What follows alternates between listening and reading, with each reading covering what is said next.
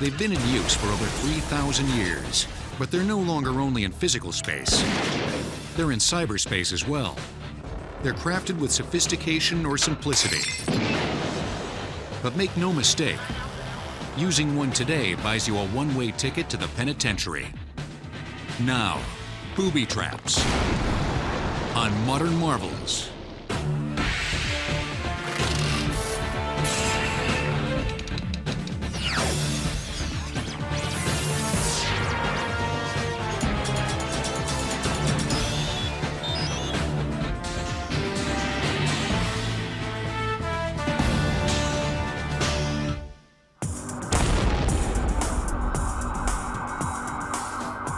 The explosion ripped through the mezzanine floor, which houses the executive suites where the bomb was discovered early yesterday morning. The FBI continued to keep this area around Kaczynski's cabin cordoned off from the press. They refused to deny or confirm reports that there was an explosion in this area earlier this morning. The elderly woman who opened the mailbox told her husband that the bomb looked like a flashlight. It blew up when she touched it. Each of these stories is a little different, yet each shares one thing in common. The victims never saw it coming. A booby trap is an explosive or mechanical trap that is designed to appear totally innocent. But when it's moved or touched by an unwary person, it suddenly goes off. Anything at all can be booby trapped, or booby traps can be fabricated from just about anything that you can get your hands on. Dynamite wired to a car's ignition. As the key is turned, it ignites. A shotgun hooked up to a doorknob. When the door opens, it goes off.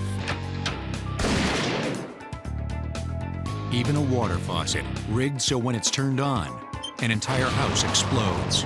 Bottom line is, a lot of bad people out there with very vivid imagination. Most booby traps are meant to kill or seriously injure their intended victims.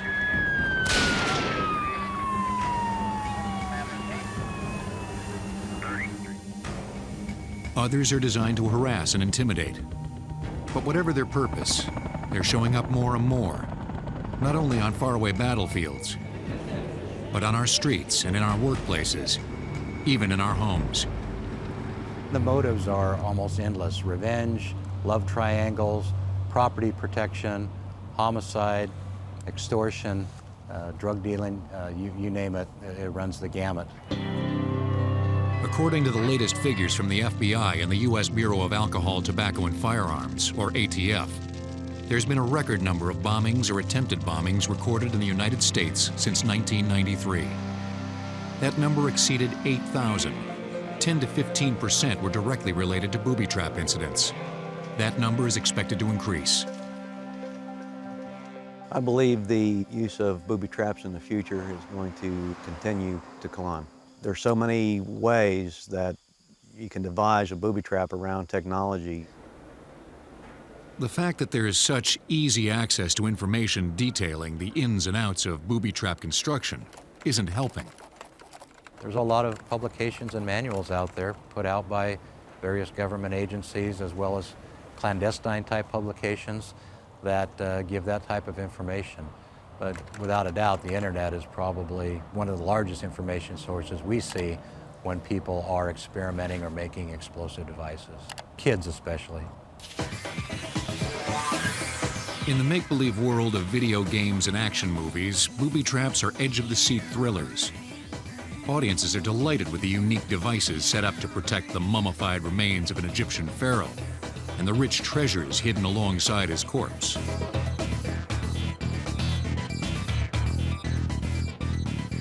In reality, the ancient Egyptians used booby traps sparingly. The pharaoh's builders camouflaged the entrances to their tombs with rocks and debris, and carved curses into the entrances and on the walls inside the tomb. They would do things like have a meandering pattern for the corridors. Sometimes some of them would end in false chambers. Some of them would be dead ends. Some of them would double back. Some of these corridors were blocked with huge stones that slid into place when the tomb was sealed. But for a select number of tombs, ancient engineers employed several ingenious devices to send a crystal clear message to the would-be grave robber. One of the obvious ways of making a booby trap would be to have rocks fall on someone. And even though the Egyptians didn't do that very often, we do have a couple of examples of it occurring.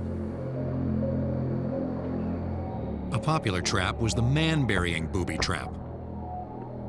A large funnel was hollowed out in the ceiling of the corridor that led to the burial chamber. The funnel was then filled with rocks and sand. A large blocking stone was then rolled in under the shaft. A robber trying to dig around the blocking stone would trigger the sticks holding the funnel together, collapsing the entire thing and burying the thief alive. In the tomb that we were working on a few years ago, we ran across exactly the same thing, and the remnants of that funnel actually did come down at one point, and we had to evacuate the tomb very, very quickly. Tomb builders also like digging bottomless pits hidden under camouflaged covers. A single careless step would send unsuspecting intruders plummeting through a false floor and into a dark abyss. The deeper ones of these, of course, they would never be able to scale their way out of. There's some evidence that suggests poisonous powders were spread across the burial chamber's floor. When an intruder entered, the powders were released into the air and inhaled. In fact, a poisonous substance was unleashed in a tomb in Egypt's Valley of the Golden Mummies in September 2000, as archaeologist Zahi Hawass and his team entered the main burial chamber. Without realizing it, they stepped into a 2-foot layer of yellow powder, sending it airborne. The team became ill almost instantly and was forced to evacuate. 20 workers wearing gas masks labored for 2 weeks to remove the mysterious substance, later identified as tainted iron oxide. But was it a booby trap? The only question, of course, is whether this material was put there by the Egyptians. There is indication that in some of the tombs there is lethal bacteria and molds that have come on the walls. Aspergillus is one of them that has been recognized. Over 4,000 miles east of Egypt's Valley of the Golden Mummies lay the ruins of one of the greatest discoveries of all time. It is here that archaeologists struggle with a far more deadly puzzle.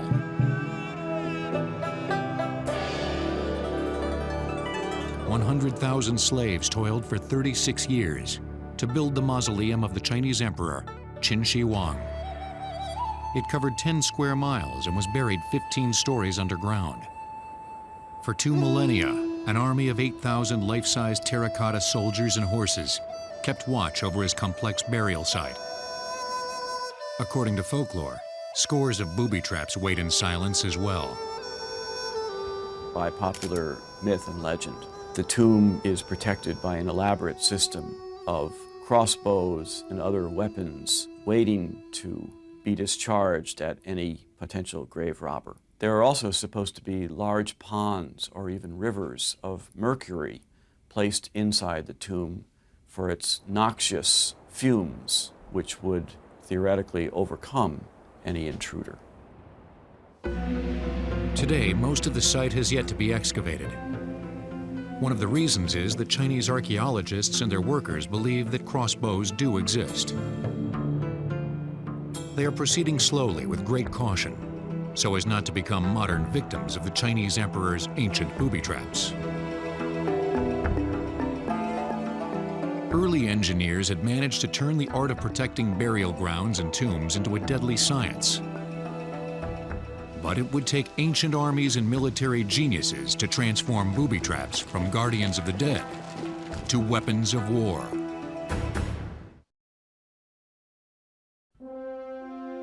It was on the battlefields of North Africa, Greece, and the ancient Near East that military geniuses like Alexander the Great and Julius Caesar first discovered the tactical significance of booby traps. By setting up hidden snares and traps, they realized they could injure or kill unsuspecting enemies without exposing their own troops to danger. Early on, commanders favored camouflaged pits, deep enough to hold razor-sharp spears, angled to impale the foe. The other thing was a cauldron, which was a sharpened triangular piece of metal that could be thrown out in front so that the enemy would run over it with their horses, but it could also be used as an anti-infantry weapon. Julius Caesar used caltrops during the Battle of Alesia in 52 BC. As his legions seemed headed for defeat, Caesar ordered hundreds of caltrops to be strategically positioned on the ground in front of his defenses. As wave after wave of the Gallic cavalry charged his line, his hidden booby traps tore at the hooves of the attacking army's horses, slowing down their assault. Military historians believe it was this strategy that helped Julius Caesar to turn a losing battle into a victory. Not surprisingly, today there is a modern version of the ancient cauldron. The road spikes used by police officers in pursuit of a suspect fleeing in a vehicle. The spikes are made in a certain way that they'll always be upright, and when the bad guy runs over it and flattens all four tires and hopefully stops the pursuit. The invention of gunpowder in Asia during the 12th century vastly increased the potential for carnage on the battlefield. As a result, gunpowder soon became a staple ingredient in the manufacture of booby traps. In Europe during the Middle Ages, warring kings and landowners protected the length and breadth of their estates' boundaries by laying tripwires connected to containers packed with explosives, nails, and broken glass. During the American Civil War, it was soldiers on both sides who took booby trapping to a new level of sophistication. We have a pistol barrel, a lockwork off of a regular percussion-type weapon system, and a trigger. And as the triggering mechanism is disturbed, the safety bar would fall free, the locking mechanism would trip forward, and bang, they have their man. They connected their devices to everyday objects like a spoon or a jackknife. The items were left behind when they moved out of the area. The booby traps were literally hidden in plain sight. When the enemy entered the abandoned camp and picked up the harmless-looking spoon or knife, the booby trap would detonate.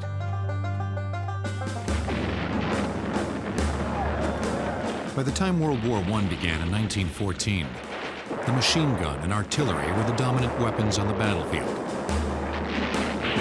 The use of this hardware made free movement impossible.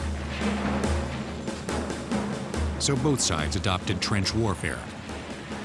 But as the American, French, and British forces attempted to storm the German trenches, they found that yet another deadly weapon awaited them. The Germans got very good at booby-trapping devices like tripwires across the entrances of dugouts, so that if you entered a dugout, you'd hit the tripwire, it would explode. They also got very good at booby-trapping a helmet or a Luger pistol, because everybody wants a souvenir. So these things were rigged in such a way that if you move them, they would explode. During World War II, the art and science of the military booby trap exploded, literally and figuratively. There is a combination of ways that a booby trap can be triggered.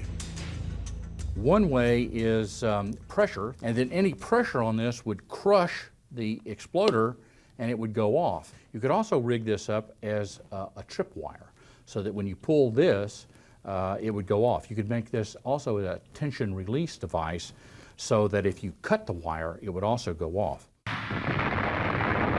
German soldiers planted booby traps along roads and in fields to catch the unsuspecting or the inquisitive. Allied soldiers landing on the beaches of Normandy on D-Day met anti-tank barriers that were rigged to explode if moved.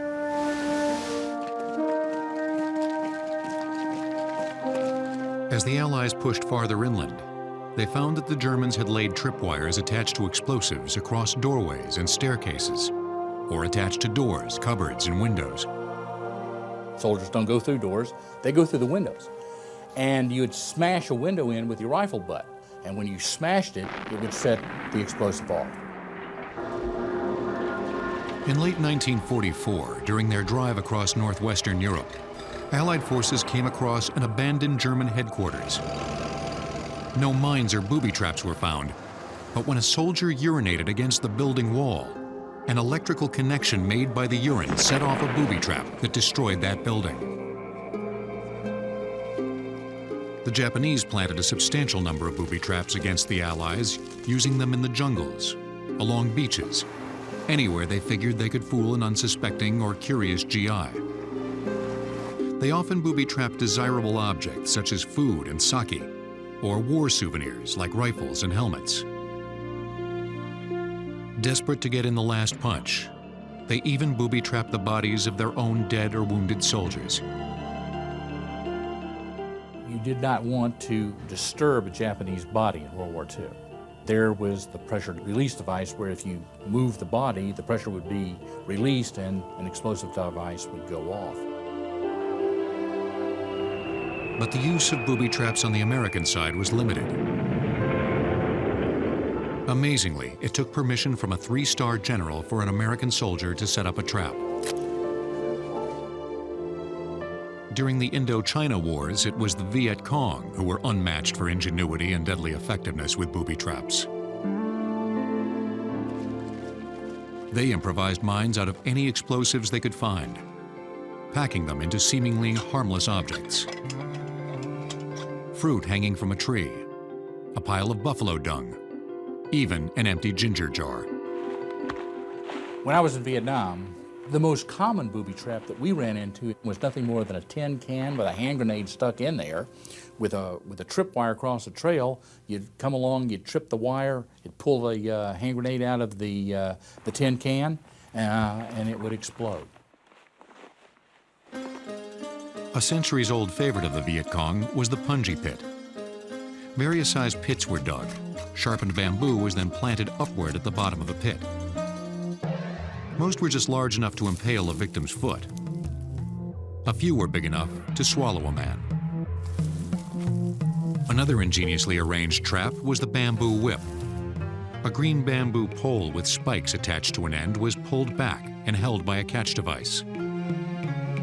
When the tripwire stretched across the trail was triggered, the whip would snap back, impaling whoever set it off. In the 1990s, during the civil wars throughout Bosnia, Croatia, and Kosovo, the Serbs made extensive use of indiscriminate mine-laying and booby-trapping. Their intention was to terrorize and thereby control the civilian population. Booby-trapped mines were placed in residential rubble to prevent anyone from rebuilding a house. The booby traps were rigged to everyday objects in and around houses and farms. Doors, light switches, even televisions. Grenades were typically employed as booby traps. They would remove the pin and the safety from a hand grenade, and they would slip it into a glass or a jar, something that would hold the spoon in place. And then they would place it very precariously on a door handle. When you would have someone walk into a room and they would turn the door handle, the glass would fall and break, and then the grenade detonates as the person is walking into the room.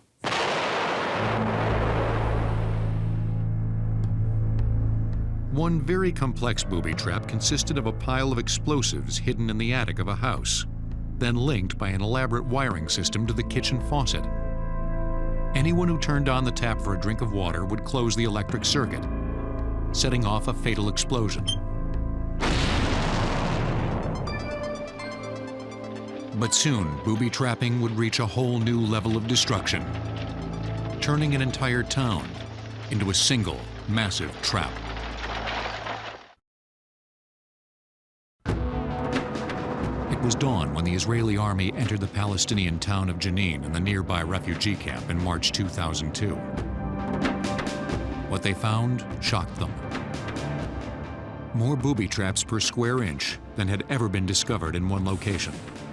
Some of the booby-trapped bombs were huge, containing as much as 250 pounds of explosives. Compare this with a typical suicide bomber, whose explosive content is a mere 25 pounds. Israeli bulldozers rolled along the principal roads leading into Jenin, clearing booby traps along the way. In one 3/4-mile stretch of road, 124 separate booby traps were found and detonated. In the refugee camp, the explosive charges were even more densely packed. Over 3 days, 23 Israeli soldiers and 52 Palestinians were killed, many by rubble from the exploding booby traps and mines with which Palestinian fighters had honeycombed the camp. Some of the bombs they found were landmines. Others were landmines made into booby traps.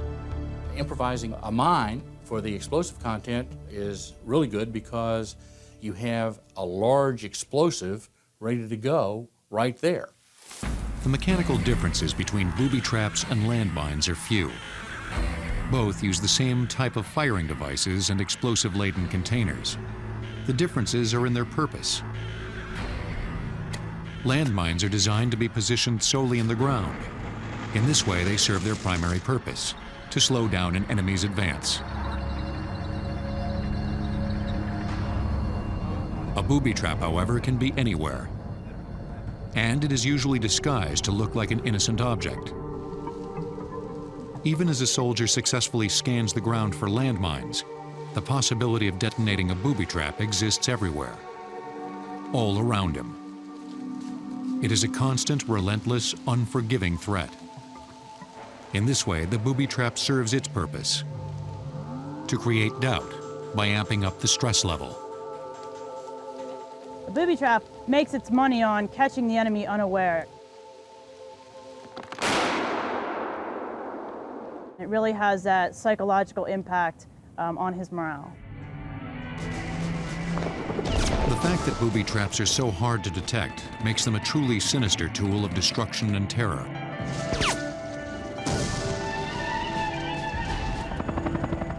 American forces in Afghanistan were in constant danger of detonating booby traps. Most Al-Qaeda caves or weapons cache sites were loaded with them. When a soldier or a Marine did find a booby trap, his standing order was to let the Explosive Ordnance Disposal, or EOD, personnel deal with it. The reason the EOD people went in to try to take care of that was there was a possibility that there were also documents in there, anything that could be used as evidence and possible indicators as to what Al-Qaeda might do then and in the future. Once a cave had been cleared, it was demolished. Today we're going to talk about some mines that can be booby trapped, manufactured in Yugoslavia. This group is currently being trained to detect a variety of the latest booby traps. This mine, made in Those manufactured by the military, also found in Bosnia, and those that are couple things improvised by for a booby terrorists trap. and guerrillas. The way it's used as a booby trap, this is going to be a tripwire or pressure function. We teach Marines that there exists the possibility that every obstacle is booby trapped. Sergeant Osmore, go hand me that mine.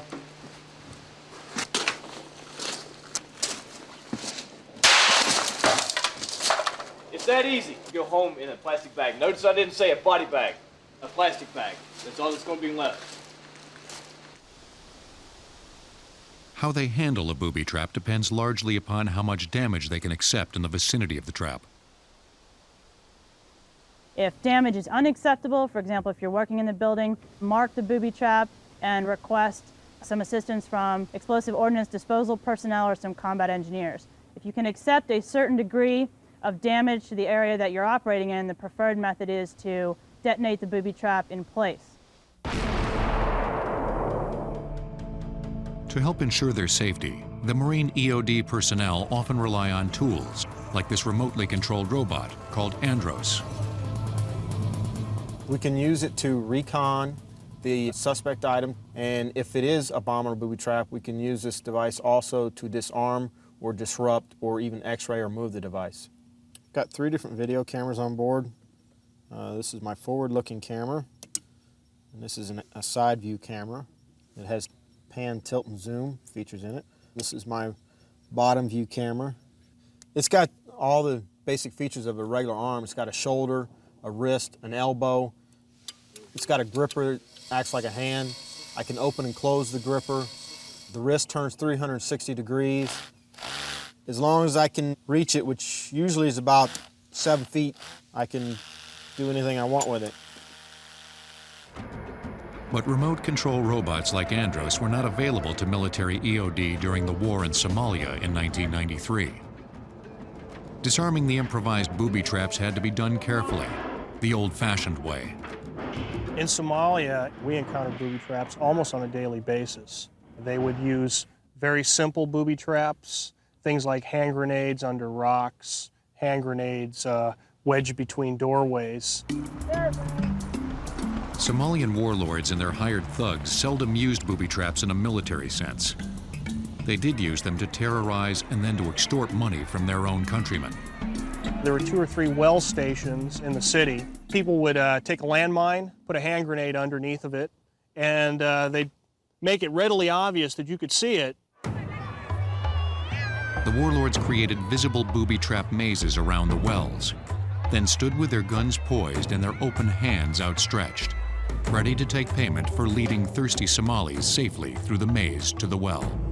We would work on a daily basis to go out and clear some of these booby-trapped items. Extortion isn't the only motive for the bad guys setting booby traps. Some of the most famous mad bombers were just that, madmen.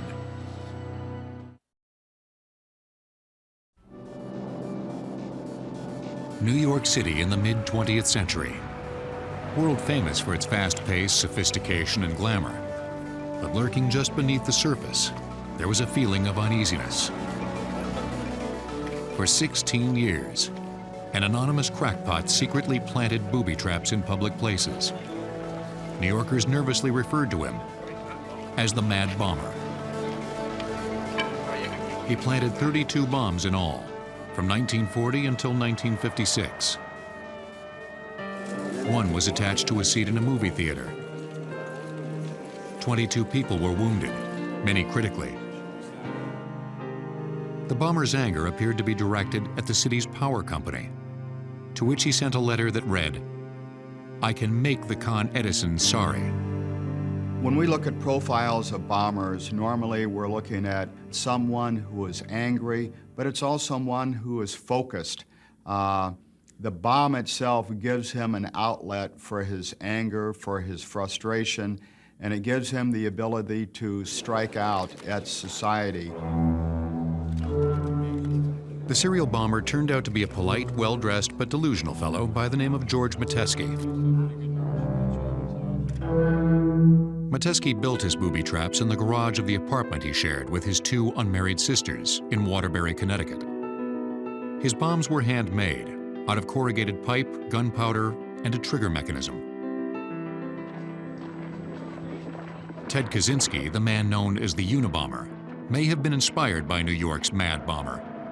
On some level, he was probably impacted by Metesky and other bombers and developed his deadly activities along the same lines that had happened nearly half a century before. Kaczynski had a gripe against anyone he believed was corrupting the environment with modern technology.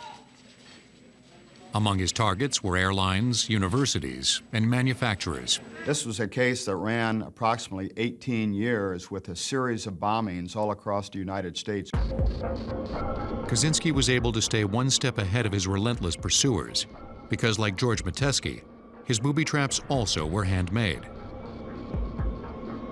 In an isolated cabin in Montana with no electricity, Kaczynski carefully crafted his bomb parts from pieces of mahogany and other hardwoods used in furniture. One bomb contained a twig from a cherry tree. Even the screws that were used to put it together, he had crafted from hand. They were a labor of absolute love for him. 3 people who opened Kaczynski's plain-wrapped homemade wooden boxes were killed. Another 23 were wounded. Did you do it? The victims of the most recent serial bomber were ordinary citizens living the quiet life in America's heartland. Their terror lasted for 1 week in May 2002. The scare started on Friday when 8 pipe bombs were found in Illinois and eastern Iowa. The FBI says 6 people were hurt by those bombs, including 4 postal workers.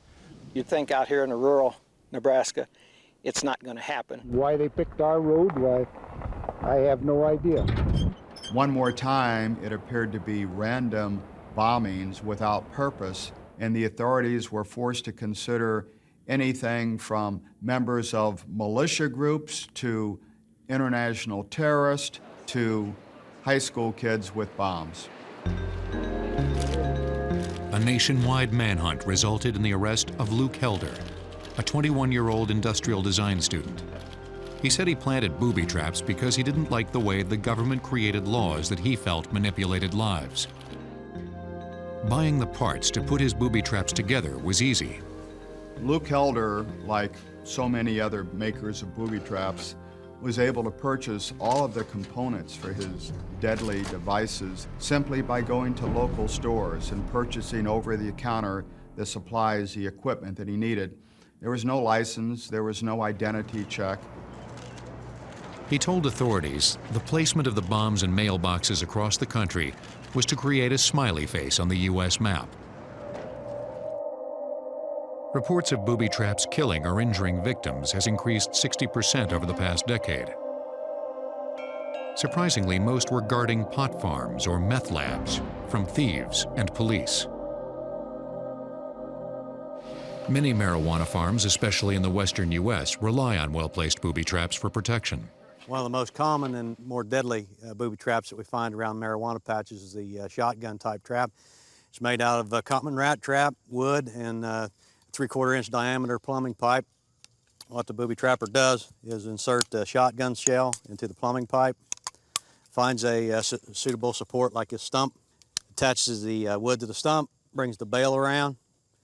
The unsuspecting officer comes down the trail, hits the wire, causes the pin to slip out, and it fires the device. Less deadly but exceptionally painful. Are booby traps designed to harass law enforcement or intimidate thieves wanting to steal the marijuana plants?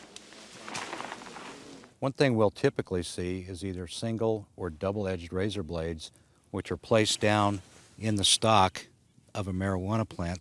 It deters people from just reaching in and grabbing the plant and pulling it out because they're going to get cut if they don't know it's there. There's another painful, non-lethal trap out there that tears at the face. It's just a simple fish hook with fishing line attached to it. You can see it's very, very sharp on the end and has barbs. Where we'll typically find these is hanging on small branches. When you walk through here, they're going to either snag in your eye, in your cheek, your scalp, or somewhere along in your head area. And with the barbs on them, they're not going to come out very easily. Meth labs rigged with booby traps present another deadly challenge. More than 18 law enforcement officers were killed and hundreds of others wounded in recent years, attempting to enter and close down these illicit operations. We have found shotgun booby traps behind doors where you open the door and it fires a shotgun. They're also finding a lot of chemical type booby traps, probably not going to kill them, but could seriously injure them and cause potential long-term damage. Not all booby traps are meant to kill or injure.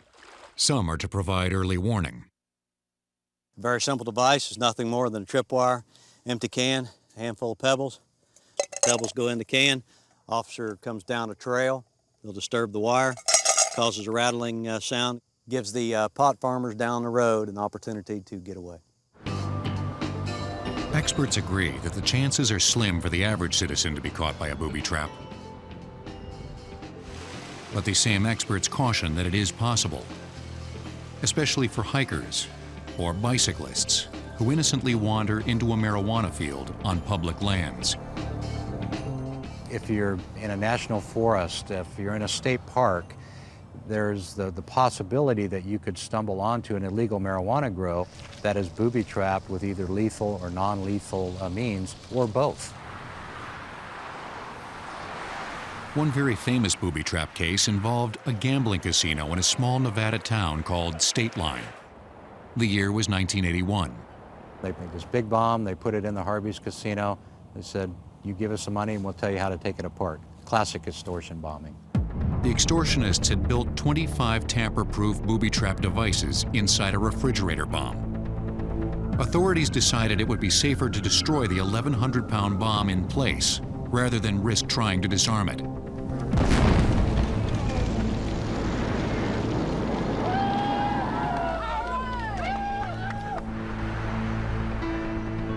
There is another disturbing development in the use of booby traps.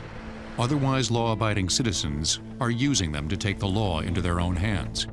We see private citizens, store owners, setting up their own form of booby traps to protect themselves, their property. So when the burglar breaks into the back of a store at night again, that shotgun is there to face him. Of course, that's illegal.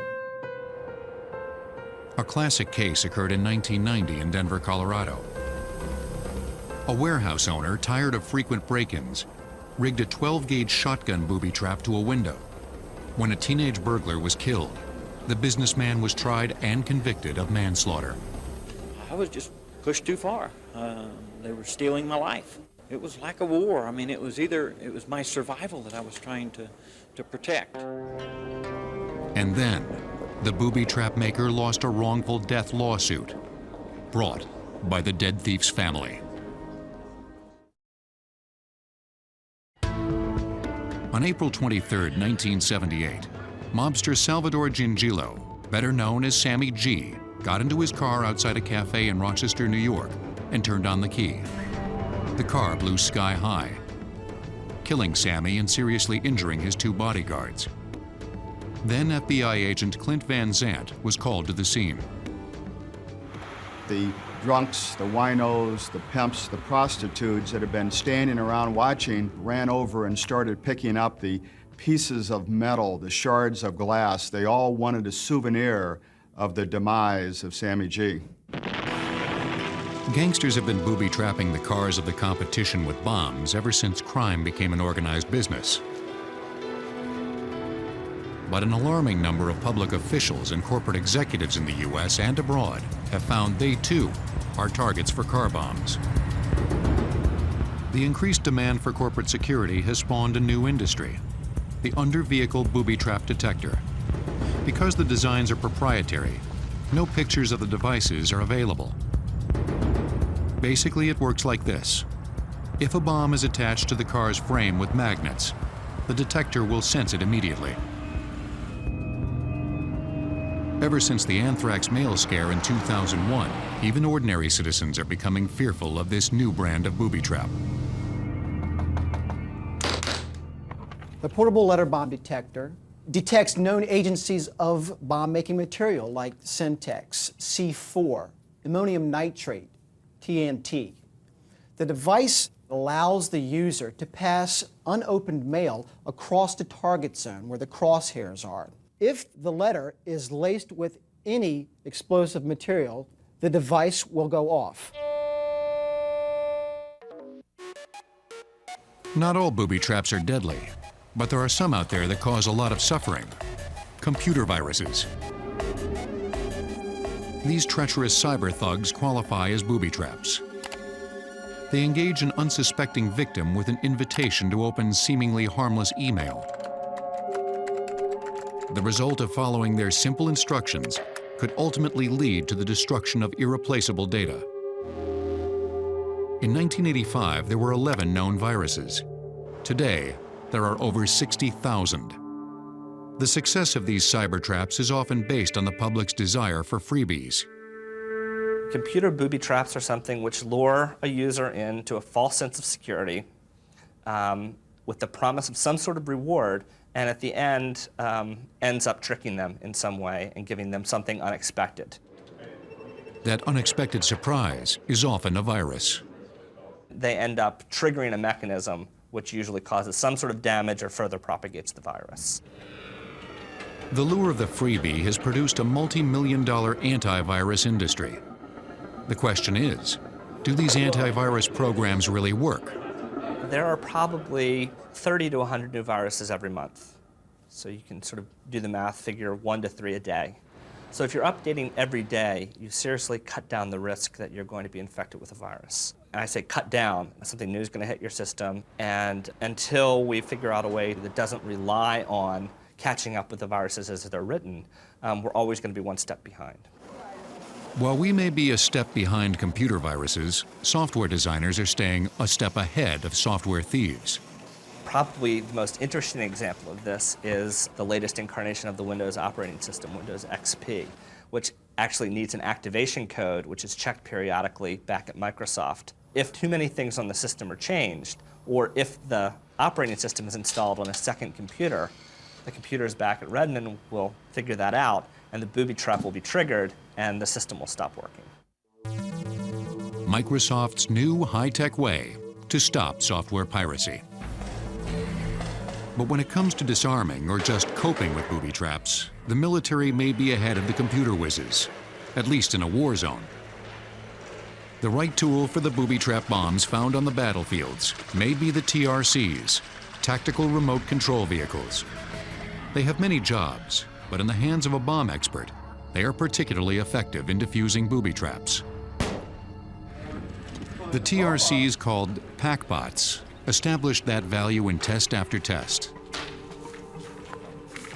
Looking like miniature tanks, stripped of their guns, the PackBots moved with agility and navigated in the tightest of spots. Their onboard video cameras and audio sensors provided the precise and careful remote movement for safely rendering booby traps useless. I think in the next 10 years, you're going to see the technology probably overtake us from where we are today in ways that we can't imagine as bomb techs being able to deal with explosive devices. Perhaps the simplest and most intriguing future technology involves the U.S. government's experiments with honeybees. Researchers at the Pentagon have taught whole hives to ignore the scent of flowers and instead trained them to swarm on traces of explosives. Others might say the future of detecting booby traps has gone to the dogs. Because of 9/11, there has been a great demand for an increase in the number of explosive detection dogs trained throughout the United States. We've been tasked here at ATF to train more canines, and so have all the other law enforcement agencies across the United States. The ATF Canine School has trained 300 dogs since 1990. They work in embassies and airports in 13 countries overseas. Another 70 ATF dogs work domestically. ATF dogs learn how to distinguish the smell of explosives from other odors that are similar, like oil, gasoline, and antifreeze. Here, a dog is being trained to separate the smell of engine grease from explosives. Good boy. And when they get a whiff of it, they'll sit down and alert their handler that there's a device there. If a package has already been determined to be a possible booby trap, dogs are not used. That doesn't put the dog or the handler or anybody else in danger. Of course, most of the booby trap detection devices being researched and tested today are years away from making it to the field. Until then, the grunt trudging through the battlefield and the cop investigating the meth lab must continue to be suspicious of what he touches or where he steps. The best advice I can give is to use your gut instinct. If you think something's wrong, it probably is. If you think you've encountered a booby trap, you probably have. Call for professional help and let us take the risk. That's what we get paid to do.